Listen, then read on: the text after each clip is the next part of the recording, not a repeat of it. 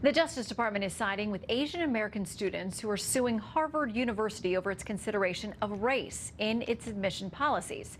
Chief Correspondent Jonathan Hunt is following the case tonight. Jonathan.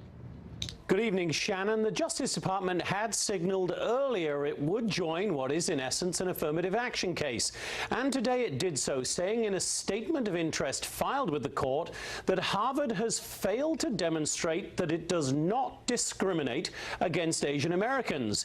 And Attorney General Jeff Sessions saying that the DOJ, quote, has determined that Harvard, while using race to make admissions decisions for more than 45 years, has never seriously considered alternative race-neutral ways to compile a diverse student body, which it is required to do under existing law.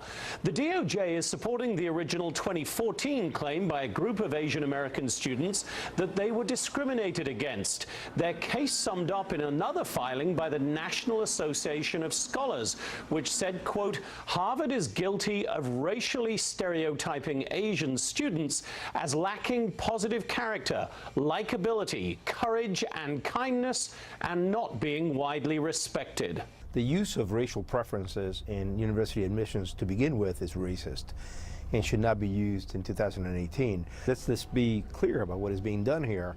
Admissions are being decided using race and ethnic background as one of the reasons, not the only reason, but one of the reasons to grant admission to a student. Harvard argues this is a First Amendment issue, and their admissions decisions are protected because they are, quote, essentially educational judgments, and the school should be allowed to determine diversity on campus. In a brief filed by Harvard and joined by all the Ivy League colleges, along with others, including George Washington, Johns Hopkins, and Stanford, the schools write, quote, it would be an extraordinary infringement on universities' academic freedom to decree that institutions of higher education cannot consider race at all in seeking to obtain that diversity. Now, this case could end up at the Supreme Court.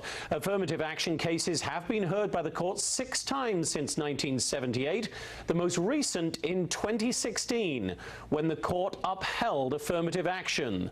The deciding vote then, Justice Kennedy. Shannon? I remembered well. Jonathan, thank you. Well, a popular California burger joint's facing calls for a boycott. That leads your Real News Roundup.